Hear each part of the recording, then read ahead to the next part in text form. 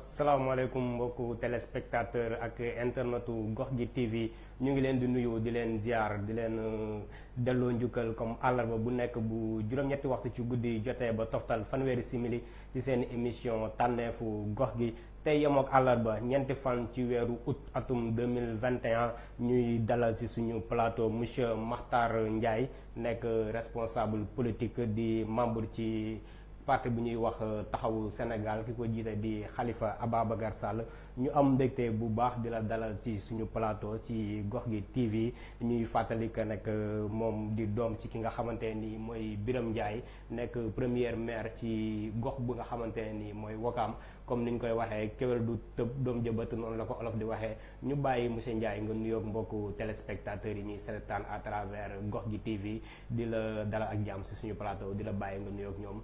ñu dugg ci biir waxtaan bi. asalaamaaleykum mbokk yi asalaamaaleykum aussi waa Gox bi TV maa leen di nuyu di leen sant di leen remercier aussi ci invitation bi parce que invitation bu mel ni yàgg nañ ko bëgg yàggoon naa ko bëgg a def mais bon à travers mon ami Cheikh Ahmed Tidiane donc ma ne woon ne tey il fallait que ma ñëw répondre aussi à cette invitation donc mën naa wax ne tey vraiment bi ma ñëwee gis naa seen télé bi nekk une télé boo xamee ne vraiment gis naa ne une télé professionnelle quand même. Merci. Vraiment di leen encourager. Merci. di leen toujours ñaanal aussi que lii ngeen di def yàlla def ko daal mu jëm kanam daal. amiin amiin jërëjëf monsieur Ndiaye comme ni nga ko waxee ñun tamit am nañ mbégte bu baax recevoir la ci plateau bi nga xamante ni mooy tànneefu gox gi bu ñu bëggoon a xam tuuti rek carrière monsieur Ndiaye vite fait ci en matière de politique. waaw man boo ma posé question ci affaire politique dinaa ci sawar parce que je peux dire que je suis né dans ce milieu. ci laa juddoo. ci laa màggee ci laa yaroo. donc ba tey jii mu ngi ci man xam nga tey jii politique boo gisee tey nit ñi tey boo doxee ci dëkk bi sax ñu ne la kii politicien la déjà les gens tey dañuy ñëw sax xaw la def teg la koo xamee ne duñ la xoolee bëtu ko sérieux quoi. je peux dire parce que dañu naan un politicien tey des politiciens dañ leen diaboliser ne le politicien bon dafa nekk ñoo xamee ne nit lañ ñoo xam ne duñ wax dëgg nit lañ yoo xam ne duñ dugg ci yoo xamee ne da ngay waaru daal. D'accord. donc ils sont mal vus dans la société.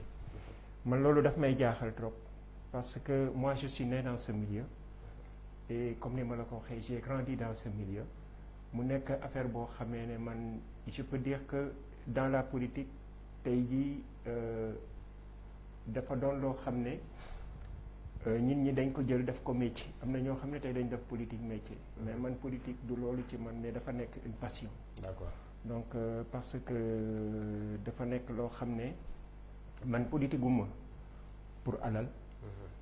bon parce que man je n'ai jamais tey jii dinaa ko mën a wax haut et fort que bii ma juddoo ba léegi nekk ci politique bi donc on m'a jamais entendu ñu ne man maa am lii ci politique wala maa def la D'accord. donc c'est parce que toujours man gis naa ne politique bi yëpp boo koy def c'est pour servir c'est pour servir mais non se servir. D'accord. parce que gis nañ ñu bëri ñoo xam ne tey jii bu ñu ñëwee par exemple dem jàngi ji dafa ji yenn affaire ñëw ne dañuy dugg ci politique bi parce que c'est pour s'enrichir ou bien ut alal.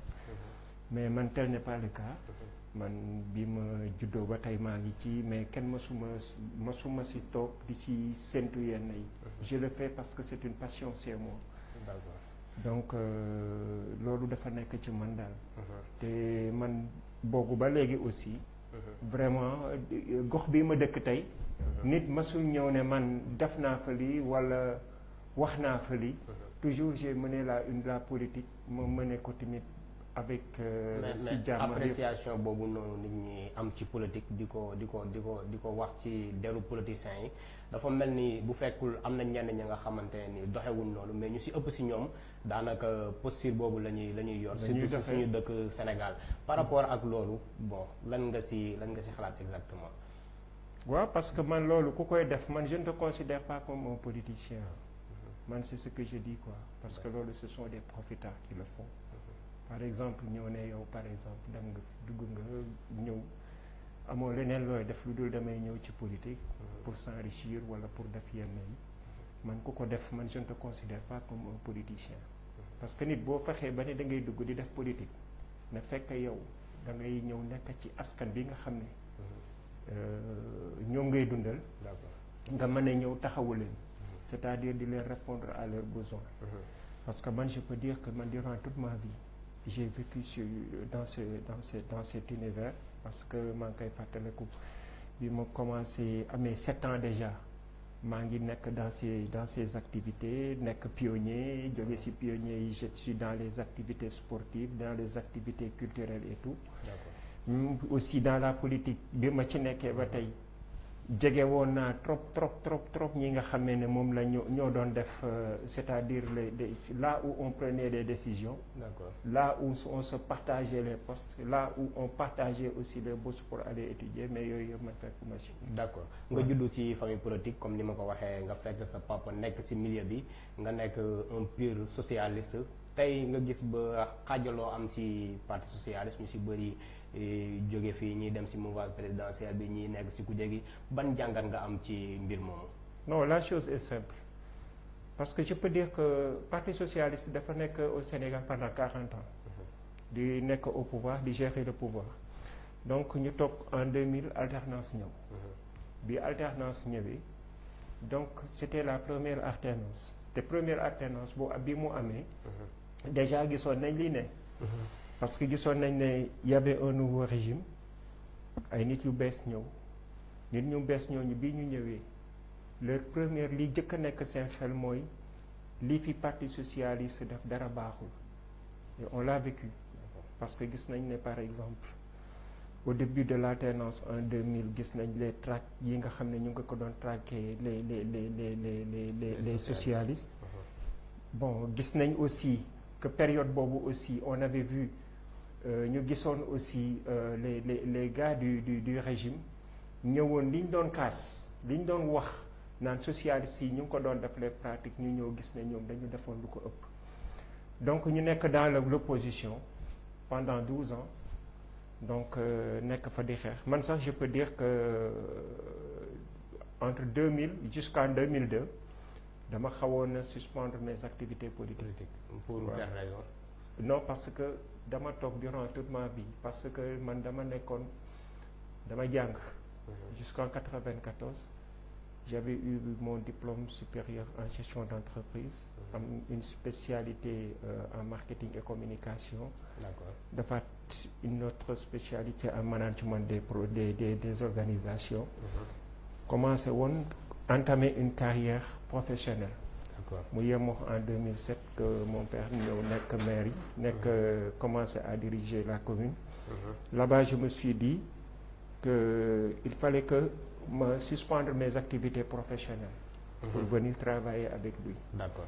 Donc durant cette période j'ai été son bras droit, son conseiller, son tout quoi je peux dire. D'accord. nekk ko pendant 5 ans yoo xam ne maa ngi nekk au service de la commune de Ouakam. Bon ma nekk fa je n'ai pas signé de contrat, j'ai été là-bas, j'ai travaillé comme un bénévole. Je n'ai jamais été salarié. Xam nga tey jii ba tey jii si tu vas à Ouakam, il y a des gens yoo xam ne ils croient que man je suis un employé à la mairie.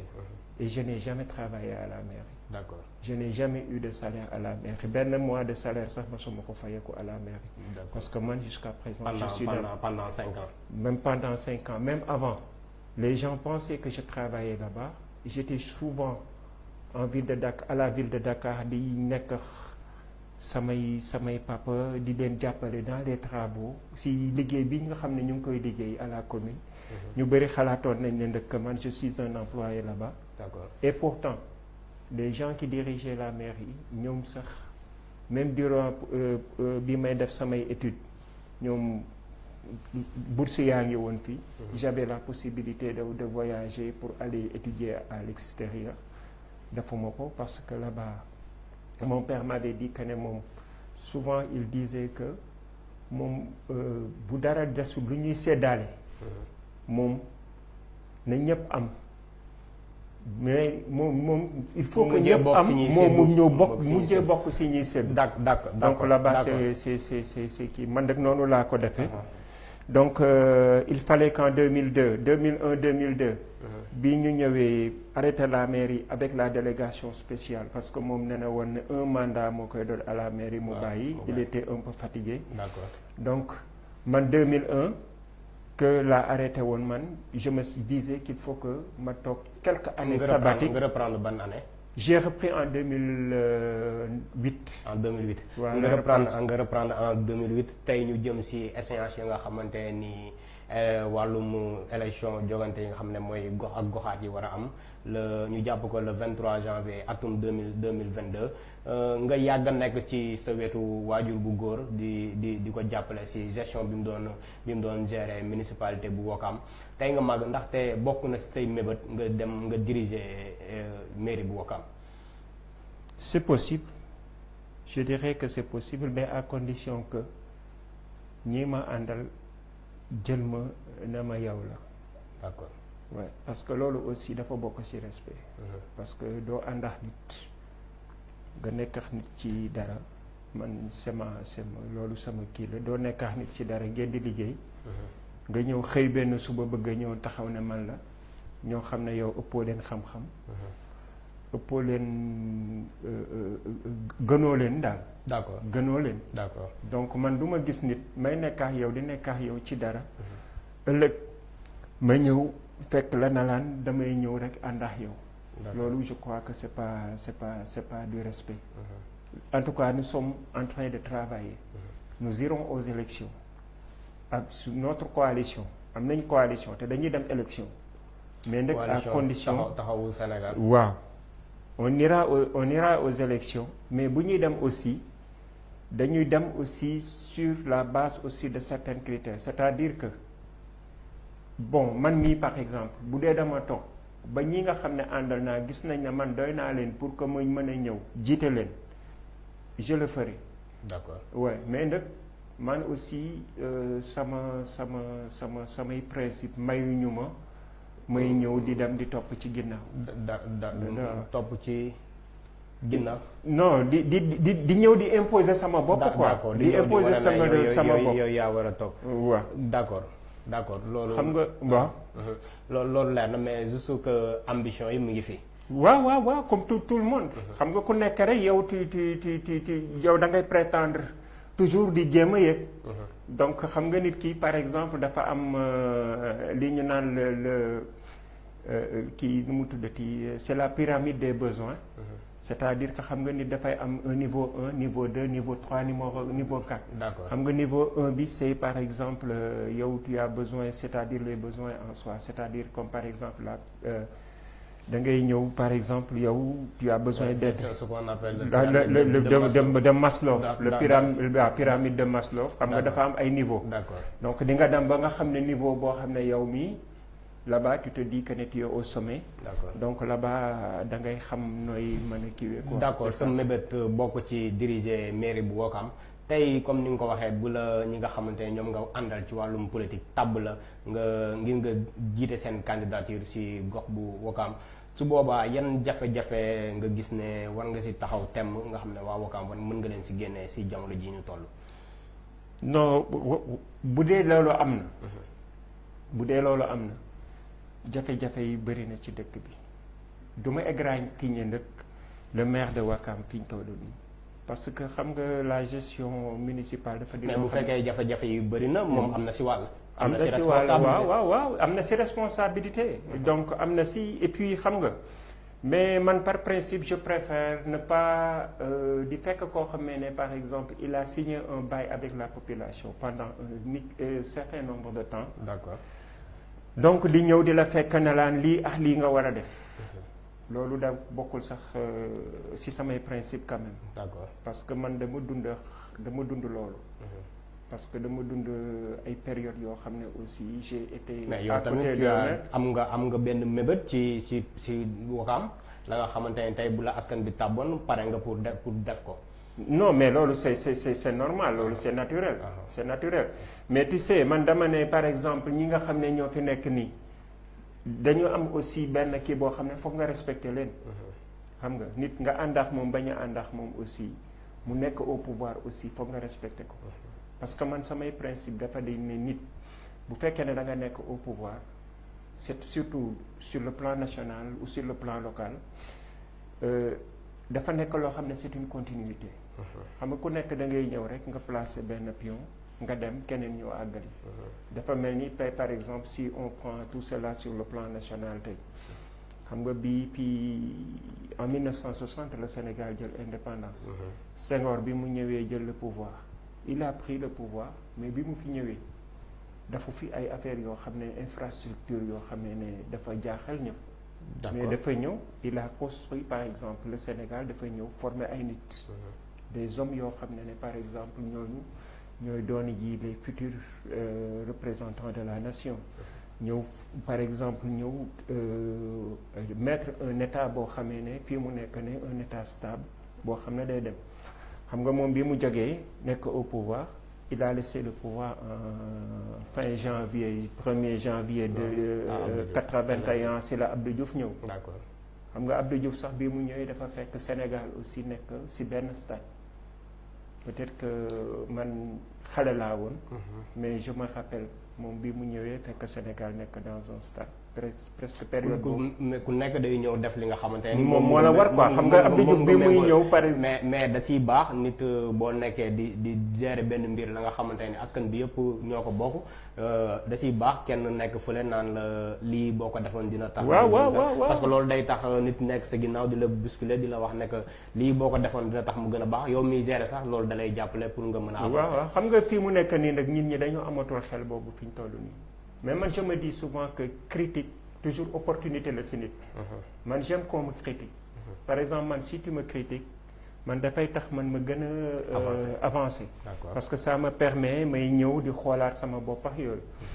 mais xam nga Sénégal tey koo fi critiquer tey jii muy nit ku nekk au pouvoir du ku nekkul au pouvoir parce que man je me dis que ne les politiciens actuels lenn lañu moo leen gën a neex ku leen di jay.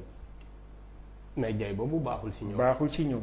mais ñoom gisewuñu am na ñoo xam ne gisewuñu ko noonu y a certains responsables politiques yoo xam ne tey li leen neex mooy ku leen di jay mais tey jii koo si critiquer wala nga ñëw sax indi benn affaire ñoom si seeni proche déjà ñoom ñooy ñëw taxaw tey di la ngañ na laan amoo looy wax commencé di xas on le voit souvent tey jii boo xoolee dans les réseaux sociaux tey bu ñu ñëwee tey nga gis le président daf benn affaire kenn ñëw critiquer di nga gis kenn ku la saaga fële. wala un opposant tey ñëw def benn kii def benn kii nu mu tuddati def benn déclaration au lieu que ñu ñëw ñi nga àndal au lieu que yow boo critiquer au lieu que ñëw ñu xam ne yow mii da ngeen critiquer ñu mën a mais ñoom duñ ko jàppee noonu quoi débat d'idées quoi. waaw mais très rapidement bu fekkee ne que comme ni nga ko waxee am ngay ambition si mairie boo xam tey su ma doon laaj sa programme 5 projets phares ya nga xamante ne nii tey bu la askanu Ouakam dénkoon mairie bi pare nga pour taxawal ko. waaw loolu yëpp kañ loolu c'est simple. Il y a beaucoup de problèmes qui se posent. D'accord. En ce moment. Et c'est pas à Ouakam seulement. Mais nous avons des problèmes dans tous les domaines. D'accord. Dans le domaine de la santé, dans le domaine de l'environnement et du cadre de vie, dans le domaine aussi du sport. xam nga presque dans tous les domaines. D'accord. Parce que yëpp am na ñoo xamee ne commencé nañ ko. mais là-bas aussi mais xam nga comme man je ne suis pas seul. je travaille avec un groupe aussi. loolu yëpp et chaque domaine am na ay kii yoo xamee ne ñu ngi toog di ko étudier. di xool naka lañ koy mën a étudier. D'accord. donc xam nga ñun bu ñu demee travailler ñun suñu groupe bi parce que ñun à Taxawu Dakar à Ouakam nous travaillons d'une façon collégiale. c'est-à-dire que nous avons un groupe boo xamee ne ñu ngi réfléchir di travailler sur tout cela quoi. mooy li ma lay wax léegi rek que ñu ngi liggéey. peut-être liggéey bi bu paree heure de choix bu jotee mettre nañ en place aussi une plateforme boo xam ne ça regroupe aussi tous les Ouakamois ñu ngi ciy liggéey peut-être bu ñu paree bu dee gis nañ ne ku nekk sa mérite tu as le mérite de diriger tu diriges donc ñun ci foofu la ñu toll nii quoi. D'accord. Donc c'est un peu prématuré sax pour que may avancer si loolu quoi.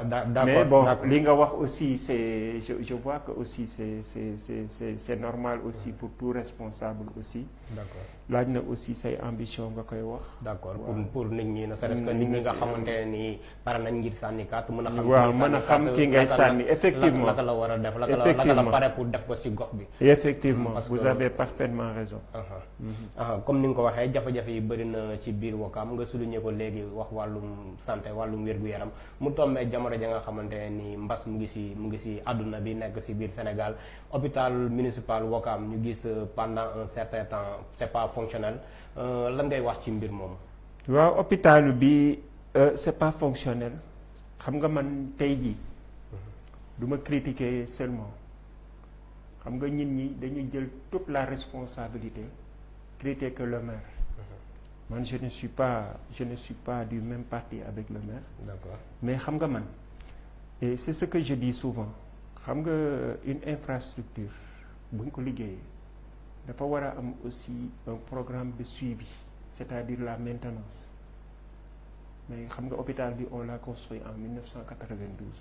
bi ko fii la ville de Dakar avec Mamadou Diop defoon xam nga parce que comme des autres hôpitaux comme ay Nabil Choucair comme hôpitalu Parcelles bi yooyu yëpp.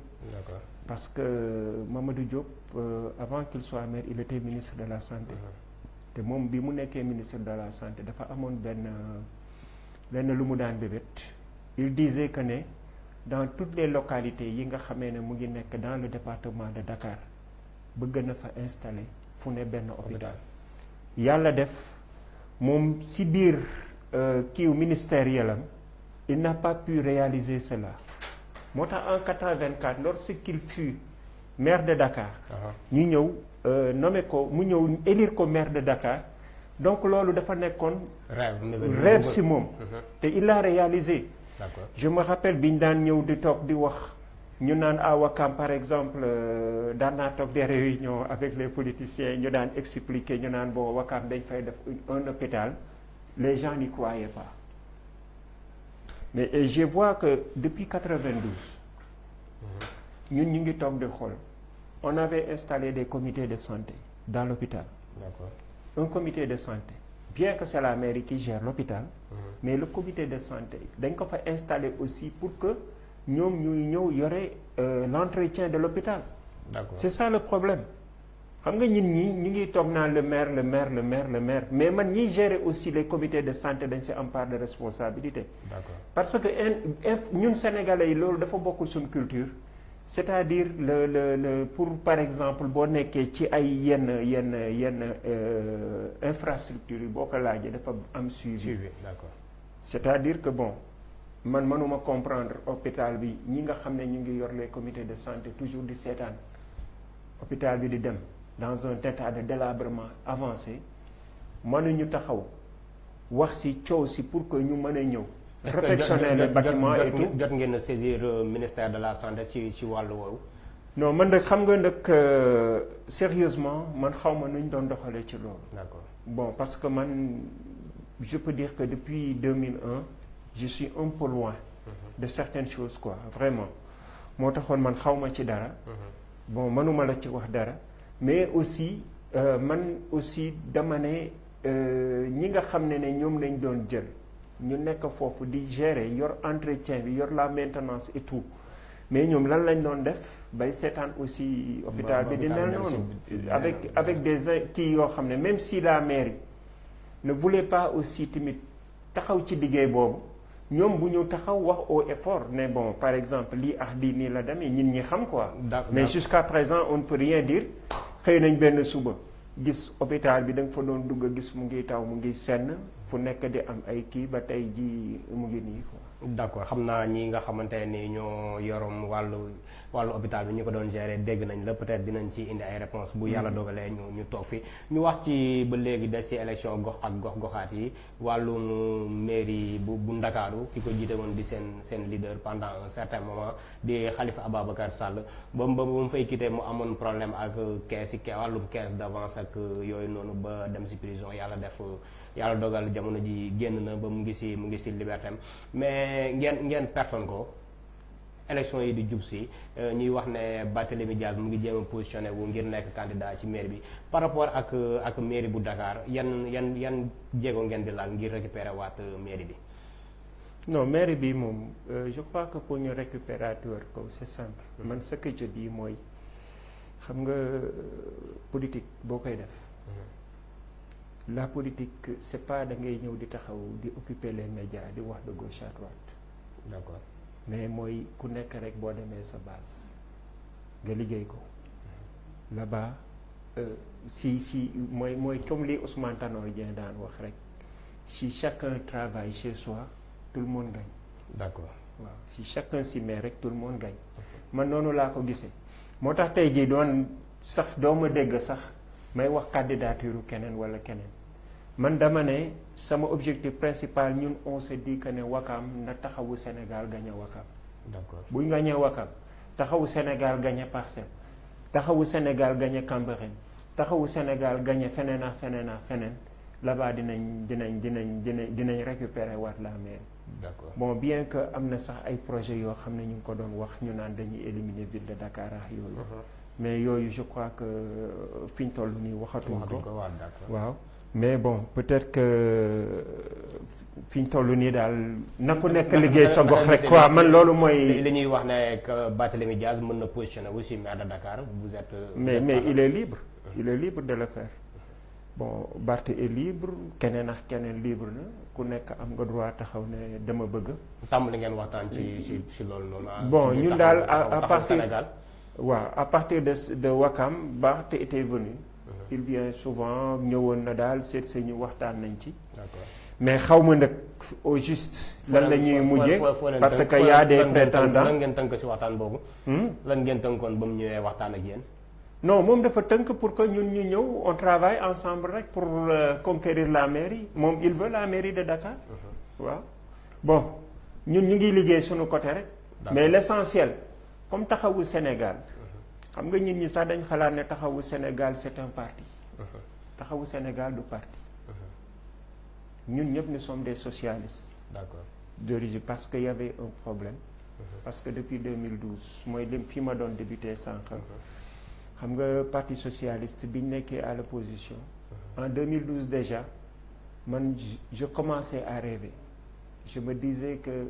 rêver pour récupérer waat présidence. pour la présidence. déjà après 2012 je veux dire parce que bi ñu ñëwee après les élections j'avais vu que tous les anciens ñi dawoon ñu ngi ñëwaat amaat une nouvelle génération aussi de membres yoo xam ne ñu ngi doon ñëw surtout chez les jeunes mais malheureusement que bi Macky jëlee pouvoir bi coalition Benno Bokk Yaakaar bi ñu tegoon man je me disais que au début que Benno c'était une coalition électorale. D'accord. C'était tout juste pour les élections. Les élections de 2012. élections yi jeex man je vous dis que ne man Benno masuma assister seen du ma assister depuis bi ñu élection passée si la gëjoon a taxaw sax di wax waxu Benno man dama ne il était préférable pour que le Parti socialiste ñu retourner à la base. demal seen bopp. demal seen bopp même les élections de 2012 man j'étais contre le principe que PS di dem di bokk Benno Bokk Yaakaar man j'étais d'accord pour que le PS ñoom ñu dem même bu ñu amoon benn député jaral na ko ñu mën a reconstruire sunu parti defaraat ko pour que ñu mën a dem mais malheureusement nos dirigeants dañu ñëw topp les dem ranger wu si ginnaaw Macky Sall. Et man je ne pouvais pas mënuma woon a kii loolu quoi. mënuma woon a digérer xam nga pourquoi. parce que PS nekk un parti boo xamee ne c'est structuré.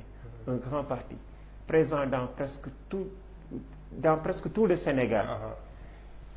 ñëw tey di ranger wu sur un parti boo xamee ne. nekk doctrine ba nga xamante ne c'est mondial tamit. waaw bokk à l'international socialiste. D'accord. nga ñëw fekk un parti qui vient de naître boo xamee ne c'est pas structuré bokkuñu ay principes. waaw bokkuñu ay principes bi socialiste. waaw et puis un parti boo xam ne c'est pas organisé kenn naa fa nekk le chef il est là avec son gros bâton di pratiquer la politique du big stick c'est-à-dire la politique du gros bâton c'est-à-dire ñëw fu nekk nga placer fa say nit bu ñu waxee loo xam ne neexu la ñu dàq la wala ñu ñëw rétrograde la yow ngay dem di dugg ci loolu. Vous êtes contre avec la gestion du président Macky Sall. mais je suis contre foncièrement loolu moom c'est pas la peine sax ñu ma koy laaj. D'accord. parce que man ànduma ak ñoom. D'accord. bien que j'ai voté pour lui en 2012 croyant que dina am un changement. mais bon man daal depuis 2012 bi ma ñëwee daal après bon lorsque j'ai vu que ne li nga xam ne proposé woon na ko aux Sénégalais. à la veille du premier tour des élections. Non au lendemain du premier tour. donc dafa amoon un certain nombre de choses yoo xam ne da ko proposé woon aux Sénégalais. bon durant son mandat. lan nga jàpp ne waxoon na ko to defu ko. defu ko parce que dafa waxoon ne dafay réduire son mandat à 5 ans. il ne l'a pas fait. D'accord. bon en plus bi mu ñëwee. doon na fi ñëw di gëmloo aussi ne le parti avant la patrie. D'accord. La patrie avant le parti dafa ko. on a vu aujourd'hui cette gestion bi nga xam ne ñu ngi koy doxal ci biir. yooyu yëpp gis nañ ko. nous avons vu aussi que daf ne woon ne day appliquer à la lettre les assises yi nga xam ne moom lañ defoon. am presque la majorité des décisions yi nga xam ne jëloon nañ ko ci assises yooyu yëpp il ne l'a pas fait respecter. donc voilà quoi. D'accord ñu wax ci mairie Dakar bi nga xamante ne ni suy nañ ko ci kaw Barthélémy Dias mais bu ñu xoolee ci ginnaaw tuuti communauté lëbu bi jógoon ci mel ni le grand Serigne am Makhtar Diop génnoon ak ñi nga xamante ne ni ñooy di prôner comme quoi que ni dañu bëgg. samp ki nga xamante ne mooy diriger Dakar bokk ci xeetu lëbu ku si mel ni ñu wax sax ay tur ku si mel ni Abdoulaye Diouf Sarr mi nga xam ne moom la ñu dénk wàllu wér-gu-yaram ak Alioune Ndoye bi nga xamante ne mooy mairie Plateau nekk jël ministre de la pêche tamit en tant que lëbu en tant que responsable politique naka nga gisee déclaration. non man loolu nga xam ne def nañ ko. loolu man dama ci àndul quoi. bon Abdoulaye Makhtar Diop moom vraiment sama papa la sama xarit la xam nga. vraiment muy koo xam ne c'est un ami de mon père et puis ma gis nañ ñoom ànd nañ fu ne. vraiment muy koo xam ne aussi vraiment kii na ma daal vraiment c'est quelqu'un koo xam ne jox na ma cër daal. mais ñoom seen déclaration ñoom la engagé quoi vraiment mais ñun. yooyu ça ne nous engage pas. est-ce que loolu nekkul luy prôner vote ethnique bi nga xamante ne ni ñu ngi koy ñaawlu. waaw Sénégal te mu mën a indi ay yenn affaires yi. non mais loolu dafay indi yenn affaire parce que attends Dakar kan moo fi dëkk ñoom est-ce que amuñu ay parents man mii di wax ak yow man je me dis que ne lébu laa mais je ne suis pas lébu à 100%. mon père papam Saloum la Sénégal yooyu dañ ko war a def. képp koo xamee ne yow da nga yeewoo Dakar rek. tu es considéré comme quelqu'un qui habite à Dakar parce que man c'est ce que je dis quoi nit fii nga juddoo fii nga yaroo màggee fa foofu nga xam.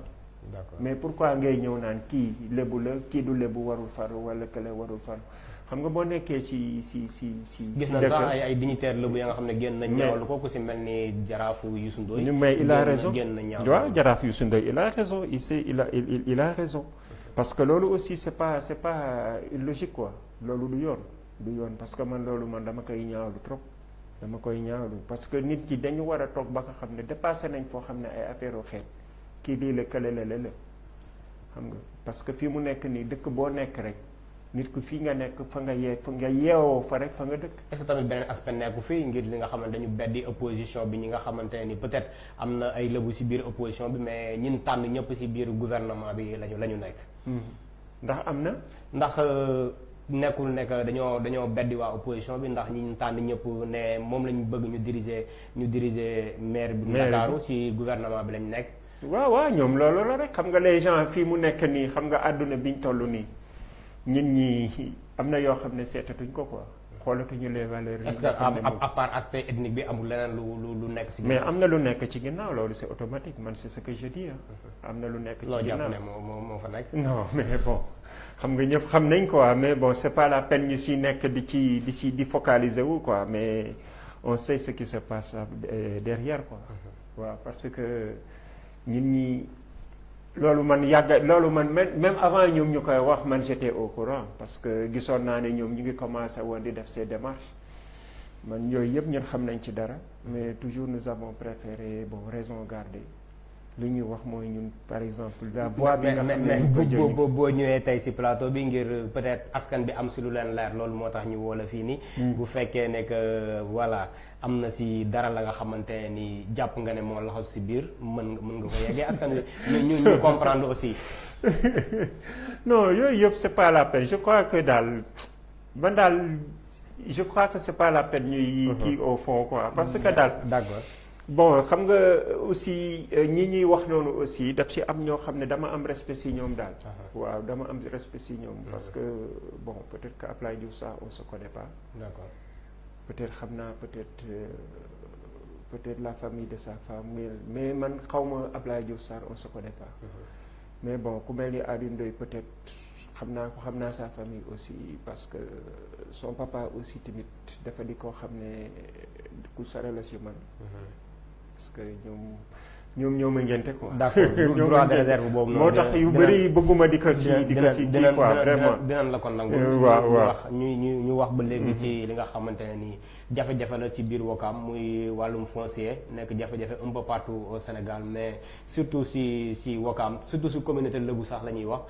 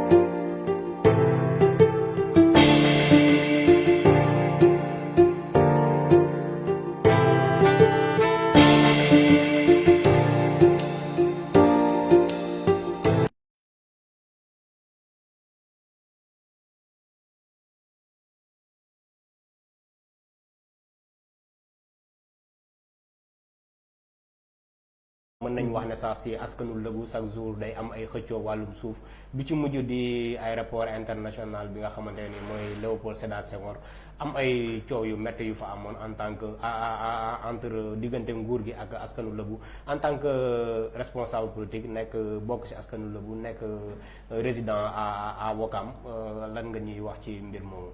bon mbir moomu li ma ci wax mooy li ma la wax léegi xam nga ñun Lebu suuf la ñu am suuf la ñu xam. bon je crois que Ouakam boo seetee. configuration Ouakam dafa nekk loo xam ne suuf si dafa am benn titre foncier bu ñu wax le 5007. Et le 5007 ça appartient à la collectivité Lebu de Ouakam. Donc si on dit collectivité Lebu c'est pas la population ouakamaise. La collectivité Lebu de Ouakam c'est une association.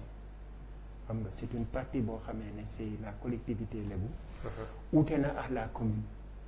xam nga ñu bëri dañuy ñëw par exemple di def comparaison entre ces deux choses. man c'est quelque chose que j'ai vécu durant les années 90. donc bi Ouakam jëkkee nekk une commune. déjà xam nga boobu dafa fekkoon qu'il y avait deux titres fonciers yoo xam ne ñoo sës. c'est le 4407 et le 5007. 4407 bi. mu ngi mooy terrain bi nekk xam ne mu ngi jógee aéroport.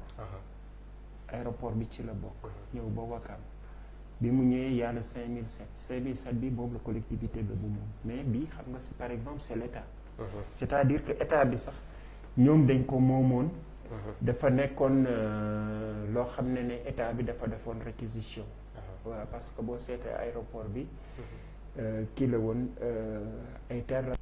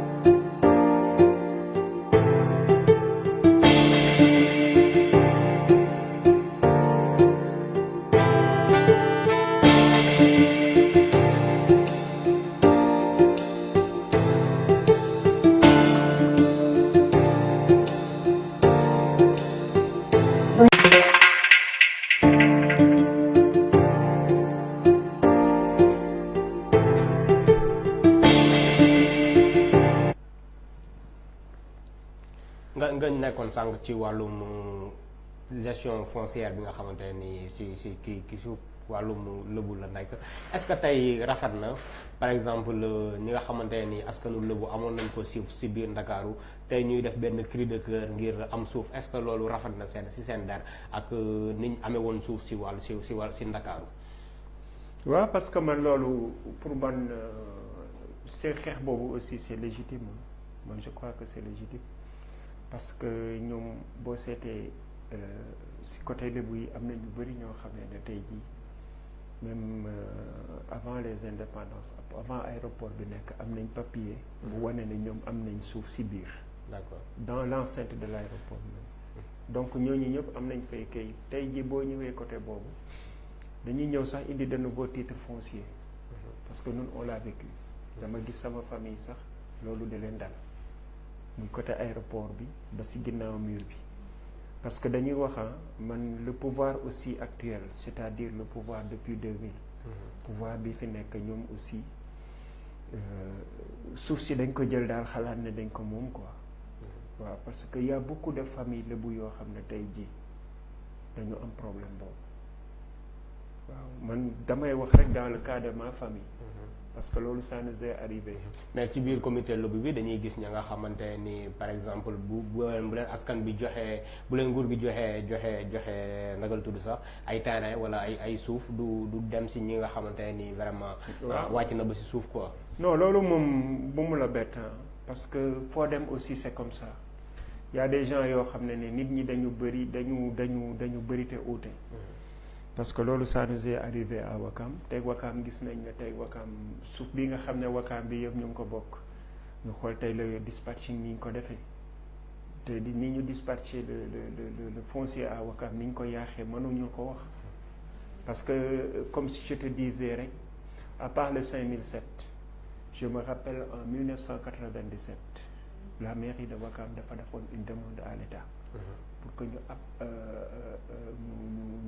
attribuer leen si biir 4407 et ces 4407 là c'était un titre foncier de l'État ñu mën jël ko jox ko la commune de Wakam pour que ñu mën a xool lan la ñuy mën a def pour développer la commune donc loolu on l'a travaillé bi ñu koy joxoon nañ leen presque 12 hectares 3944 mètres carrés yoo xam ne joxoon nañ léegi loolu fan la mujj. donc on l'a dañ ko def ak kii ba ko titré que au 33 au 30 173 c'est le titre foncier bi dëkkoon nga xam ne dañ ko extraire woon si 4407 xam nga période boobu dafa yemoon si 4407 bi boo seetee ay cité Assegna cité enseignant cité Mamel yooyu yëpp si titre foncier boobu lañ ko jëlee moo taxoon bi ñu nekkee à la mairie xam nga comme mairie bi amuñu woon ressource par exemple la mairie en 97 bi ñu ñëwee 96 dañu fekk une mairie boo xamee ne les recettes yi ñu doon générer par jour àggul 10 000 francs parce que y avait rien y avait que le marché de Wakam un marché boo xamee ne peut-être état yi rek bon ñi fa nekkoon bëriwuñu donc loolu lañ daan am si recette. D'accord. Donc nous avons trouvé pour développer aussi mën a def les projets yi nga xam ne ñoo taxoon looloo taxoon ñu def kii boobu xam nga suuf bi tamit doo ko am rek téye ko di ko xool. D'accord. Donc on avait dit qu'on va essayer de développer pour mën a xool comment naka la ñu mën a rentabiliser cela pour que mën a développer aussi la mairie. Par exemple tey boo demee à Wakam y avait la poste qui est là-bas parce que poste dañ fa demoon ñëw laaj pour ñu mën fa def le centre de tri international. Centre de tri boobu nekk le plus grand centre de tri au Sénégal parce que proximité bi avec l'aéroport dafay gaaw amoon yoon bu gaaw ñu def yooyu yëpp nga gis période boobu la commune de Wakam aussi avait été en coopération avec aussi des Italiens une société italienne boo xam ne dañuy ñëwoon def une collaboration avec la mairie. D'accord. pour mën a def des cités. cités yoo xamee ne c'était pour les Wakamois. D'accord. mais yooyu yëpp gis nga tey indi woon na coow lu bëri. parce que l'équipe communale d'alors jiñ nañ leen fi lu nekk. ba ñu bàyyi le projet. mais gis nañ par la suite ñeneen ñii ñëw. d'accord tey lan nga jàpp ne buñ ko defoon wàllu mu xëccoo suuf dina bu jeexul tamit dina indi ay saafara yu bëri ci diwaanu Wakaam ak lu ko dalee Ngor ak ba si Yoff. man xalaat naa ne loolu du ma sa jeex tant que suuf a ngi am je vois que du ma sa jeex non je ne vois pas. man moo tax est-ce que du jaay bi tamit nekkul la nga xam ne non mais c'est ça tax parce na que mu gën a lëbëjoo du. mais c'est ça parce que tey jii boo demee tey à Wakam 150 mètres carrés 60 millions lay jar donc ñëpp dañ koy bëgg xeex lay doon y a des gens yoo xam ne dañuy toog ne bon man bi ma liggéeyee ma su ma liggéey 1 million ne xaaral bu ma xeexee fii ba am fi benn 150 mètres carrés là-bas damay riche pour le reste de ma vie donc loolu moo fa am. man je vois que ne le problème du foncier à Wakam même tey jii bu ñu joxoon des milliers d'hectares sax ce problème là ne sera jamais résolu parce que lépp ci lan la ci mentalité nit xam nga nit bu yàlla defee nga doylu peut-être bu doon ñëpp dañu doylu sax à la rigueur problème boobu du am mais loolu dafa amul. d'accord nit ñi dañu bokkul quoi. d'accord lu ñu desee ci waxtu daanaka bëreetul ñu waxtu ci seen leader rek bi nga xamante ne mooy Khalifa Ababacar Sall récemment mu génn mais bu ñu génnee bu léegi dañoo gis silence rajo bi nga xamante ni moom la def ba ñu ci bëri ba président Macky Sall doon wax mburoog soow naan guróol yaa sax ñu bëri dañu jàpp ne Khalifa Ababacar Sall lay waxal ci d'après les gens ni ñu gisee muy seen leader Khalifa ci lan la nekk. non Khalifa moom mu ngi ci li mu nekkoon ba léegi c'est-à-dire essayer de mettre en place une plateforme boo xam ne dañuy mën a permettre ñun suñu objectif c'est 2024 la présidentielle donc et pour atteindre cet objectif il nous faut mettre en place aussi des stratégies il nous faut des étapes c'est-à-dire élection locale pour ñu am le maximum de localités yoo xam ne ñoo koy gérer pour mën a avancer bu ñu demee y a aussi une autre étape ce sont les élections législatives yi nga xam ne pour que ñu mën sax élection législative coalition bi nga xam ne dañ fay bokk ñu mën a am aussi benn majorité aussi à l'Assemblée nationale loolu dinay gën a faciliter sunu travail pour 2024 vous savez Khalifa man tel que je le connais c'est quelqu'un koo xamee ne il n'est pas trop bavard waaw il n'est pas trop bavard mais c'est un homme de principe. jàppoo ne mën na rallier ci kaw président Macky Sall. loolu moom masuma ko gëm. te man xam naa benn affaire Khalifa Sall il ne le fera jamais. d'accord nee nga seen ambition mooy élection 2024 mais ñu gis ne code électoral bi ñu ci bëri dañ ne article L30 bi ak L31 bi dañ ko def ngir faagaagal candidat bu ci mel ni Khalifa Ababacar Sall ak Karim Meïssa Wade naka nga gisee loolu noonu. man je vois que ne ñoom li ñuy wax noonu man ba léegi gawuma ko man parce que man je crois que le cas de Karim Wade boo seetee temps yooyu c'était que moo nekkoon non le ministre l'ancien ministre de la justice là kii le gars de Tamba là le ministre des forces armées. d'accord. Sidiki Kaba xam nga Sidiki Kaba sax moom il l'avait dit. day wane ne candidat Karim Wade fii mu nekk kiiwuñu ko lu mu tuddati il était éligible donc pourquoi ñoom ñuy changer ce discours Khalifa Sall aussi man mënuma gëm tamit man gëm naa ne rek ne Khalifa Sall dina mën a dem aux élections parce que Khalifa Sall déjà sur la liste des députés par rapport ak code électoral bi dañ ne boo tëddee benn mandat ba nga xamante ne ëpp na 5 ans da ngay perdre ses droits civiques ak politique. non loolu yëpp problème politique la rek c'est pour essayer d'éliminer un candidat mais je crois que loolu. tey bu fekkee loolu noonu conseil constitutionnel dëggal na ko ba ñu rejeté candidature Khalifa Ababacar Sall su boobaa la ngeen fas yéene def. waaw su boobaa bon on n'a pas encore xamaguñu lu ñuy def mais ñun toujours man je reste convaincu que 2024 Khalifa sera candidat.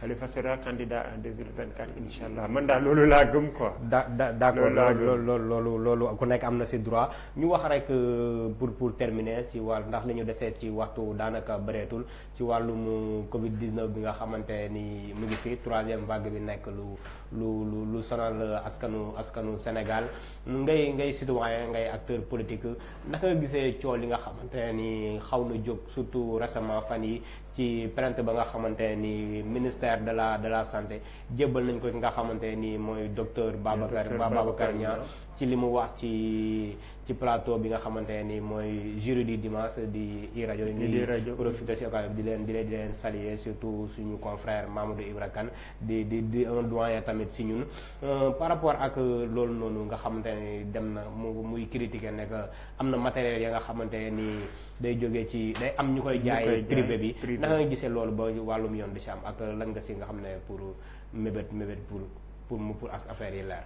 Non, man je crois au docteur Babacar Niang li mu wax parce que c'est quelqu'un da nga si am ay preuve wala da nga ko non aw ma si preuve mais bon man xaw ma mais bon man li mu wax aussi man xaw ma lan la quoi mais bon parce que man dama ne docteur Babacar Niang on l'a jamais entendu ci ay wax yu sew quoi masuma ko dégg dans les détails donc c'est quelqu'un koo xamee ne vraiment muy koo xam ne peut-être que man miinuma ko xawma ko peut-être que moom j'ai un copain boo xamee ne il a grandi avec grand homme la woon quoi. D'accord. ñoom ñaar ñoo nekkandoo woon ñoo dëkkandoo woon Ngor.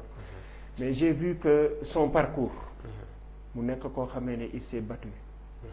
waaw parce que man maa ngi fàttaliku suma bi muy door a exister on le voyait il avait une petite voiture benn R5 nekkoon en face centre de transfusion sanguine. D'accord. si benn clinique bu nekkoon foofu.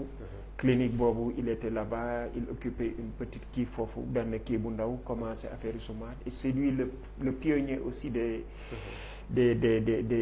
urgentistes au Sénégal. loolu noonu dem ba ci ba yoon am si wàll lan ngay xaar ci justice Sénégal pour mu def ko. man je pense que ne justice bi daal waroon nañu bon. pour man daal justice bi wuyu ji woon na tey fële nu mu tuddati à la brigade de recherche mais je crois que quelqu'un comme Babacar Niang tamit bu fekkee ne ministère bi da ko porter plainte ministère bi on n'a pas encore ce temps quoi ay temps di porter plainte de gauche à droite. mais il faut que affaire ñu tirer ko au clair. mais avant ñu koy tirer au clair aussi man je crois qu'on peut parce que kii c'est bon parce que vous savez le Covid aussi Covid bi dafa nekk loo xamee ne c'est une guerre boo xam ne ñun. waratul am sax ay position partisane naan kii fii la bokk wala fële c'est ce que je disais toujours que dafa di doon mais accusation bu toll noonu nit mënu ko def surtout nit ka nga xamante ne ni c'est pas n'importe qui ku xam Babacar Niang mu nga xamante ne mooy chef médecin chef ci district bi nga xamante ne mooy suma assistance def une révélation de taille ou bien une accusation de taille ak nu ñu ko mënti tuddee il faut que askan Sénégal xam tamit ne que lii ndaxte rafetul benn yoon waa ñuy jël ci public bi waa li nga xamante dafa manque matériel am fa ñu koy jaay privé bi loolu nekkul lu kenn mën a rafetlu bu fekkee loolu am na faaw justice sénégalaise ñi koy def mu teg leen ay daan bu fekkee tamit li muy wax c'est pas fondé ñu moom tamit ci boppam ñu teg ko ay daan. man daal je crois que docteur Babacar Niang daal man je ne pense pas que ne waxantuwul quoi. d'accord waxantuwul te moom xam nga il est dans le milieu. parce que moom urgentiste la moom kese njëkk ko fi wax. ku mel ni man gis naa Madiambal Diagne wax na ko fi. tey sax y a un médecin que j'ai entendu sur les réseaux sociaux. il a dit la même chose. d'accord un médecin te xam nga un médecin aussi c'est pas n'importe qui. d'accord. surtout ku mel ni Babacar Niang c'est un urgentiste. urgentiste la nekk aussi un réanimateur. donc ñooñu ce sont des choses yoo xam ne ce sont des professionnels et puis ñooñu ce ne sont pas des novices à la matière. d'accord parce que kooku il a fait plus de 25 ans. yoo xam ne mu ngi liggéey dans ce domaine. 36 ans mu waaw nekk un urgentiste nekk un réanimateur. xam nga ku mel noonu tamit du waxantu quoi. da nga jàpp ne li mu wax daal am na fu mu ko teg. man daal li mu wax am na fu mu ko teg. même peut-être si le ministre peut-être que le ministre aussi ne peut pas être au courant parce que xam nga le ministre aussi ku nekk dafa am foo xam ne rek. yow fa la ko jox fële la ko féete. moom nag le ministre aussi avant de porter plainte il devait aussi procéder à des enquêtes pour mën a tirer loolu au clair avant de porter plainte. d'accord loolu xam naa c'est ce que je vois quoi. xam naa bu indee ay preuves am justice bi dina def liggéeyam. ngir tirer waaw loolu moom c'est clair la justice est là aussi pour ça pour que bu fekkee ne nit porté na plainte nit wala nit ki def dara aussi que mu mën a ñëw aussi trancher quoi. mais je crois que li docteur Babacar Niang wax peut-être. ministre bi sax avant muy doon réagir. d'accord li ñu dese si woon daanaka waxtu bi dab nañu très rapidement gestion Covid bi nan nga ko gisee en un mois. Bon, au début, vraiment, j'avais apprécié le travail des Sénégalais, de nos autorités, vraiment, bien que anduma ñoo mais vraiment maîtriser woon nañ ko. Mais relâchement bi am moo indi waat lii. lan nga jàpp ne moo indi relâchement bi. Non, relâchement bi bon mooy le Sénégalais aussi ñun dañu dem ba benn période gisoon par exemple le nombre de cas diminué. Tout le monde disait que le Covid bi ça n'existe plus. bi ñu ñëwee jëkk indi les vaccins gis nga nit ñi vacciné wuñu man je me rappelle man la première fois bi ma demee di vacciné wu bi ma demee hôpital da ngay gis sax même les infirmiers sont là da ngay ñëw sax ne damay ku ñëw ne da ngay ñàkku ñu ñàkk la si saa si on ne voyait personne. Et période boobu aussi boo ñàkkoo sax nit ñi dañuy taxaw ne laan yow da nga dof lan ngay dox di ñàkku est-ce que c'est pas sûr ak yooyu yëpp. Mais bon nit ñi relâchement boobu moo ko indi. D'accord nit ñi commencé waat. les mesures barrières kenn respecté tu ko. donc loolu moo indi waat lii quoi. D'accord daanaka waxtu bi jeex na bu fekkee très rapidement am na si li woo bëggoon na àddu te jotaguma la ko laaj rek nga ñëw si très rapidement. Non je crois que jot nga wax lépp quoi je crois que jot nga wax lépp. D'accord li nga xam ne bëggoon nga ko xam l'essentiel daal mooy man dama leen di gërëm di leen sant aussi. di c'est une première. Et il fallait que ma ñëw aussi mën a découvrir aussi le décor. xool par exemple mais vraiment daal maa leen di gërëm di leen sant aussi. D'accord di wax aussi tamit que li nga xam ne jot naa koy wax muy peut-être sama mbokk yi nekk Wakam. bon nga xam ne ñoom ñëpp xam nañ ma. Vraiment bu ma ci waxee loo xam ne vraiment ku nekk gis na si loo xam ne metti na ko tamit ñu baal ma àq quoi. parce que vraiment tamit man Wakam laa am. ñëpp samay xarit lañ. muy ku nekk politicien ku nekkul politicien. même les gars de l'opposition et partout. ce sont mes amis samay xarit lañ. maa ngi buyeex ñoom aussi un respect. donc loolu rek laa amoon lu ma ci doyee. di leen nuyu aussi que di ñaan daal vraiment aussi Gox gi TV nekk une télévision boo xamee ne dañ koy dégg ci yeneen dimension dans des bouquets par exemple ñu koy mën a seetaan partout dans le monde quoi. D'accord loolu daal laa amoon lu ma ciy dolli. Amin mu nekkoon monsieur Makhtar Ndiaye nekk responsable politique di membre ci coalition taxawu Sénégal tey moo nekkoon suñu gan ci tànneefu gox gi monsieur Ndiaye ñu ngi lay jaajëfal bu baax ci disponibilité bi ak teel a ñëw bi nga xamante ni teel nga ko ñëw ak li nga xam respecté nga bi ñu tàmbalee ba léegi daanaka vraiment xatoon na mais def nga le tout pour engagement bi nga jëloon respecté nga ko à la lettre ñu ngi lay remercier ci loolu.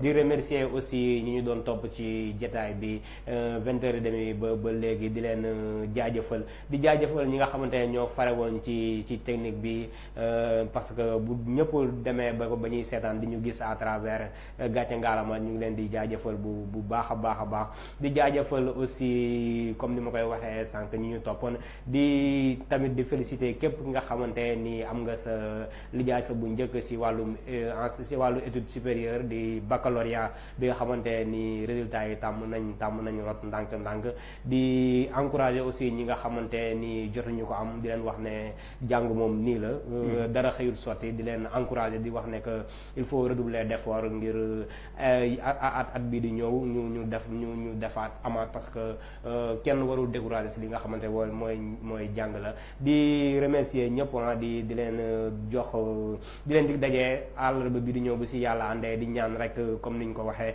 li nga xamante ni mooy xalifu général des mourides di Serigne Mountakha Bassirou Mbacké di ko ñaanal yàlla gën ko fay yàggal yàlla gën koo dëgëral ba gën a oyofal yen bi ba nga xamante li nga xamante ni namm na ko liggéey ci l'islam namm ko liggéey ci yoonu maam bi di Cheikhul Khadim yàlla may ko kattan gi ak wér gi ba mu def ko ci anam yu mucc ayib di ñaan rek li nga xamante ni mooy journée xasida boobu nga xamante ni woote na ko benn fan ci weeru Muharram ci atum 1443 hégire bi yàlla yóbbu ñu seeg jàmm too ñaan yi nekk njëriñ ci Sénégal nekk njëriñ ci àdduna bi yëpp mébét bi lépp lu mu ci mébét yàlla defal ko ci anam yu mu gënee ñu ngi leen di dig dajee ci beneen numéro ak beneen invité wasalaam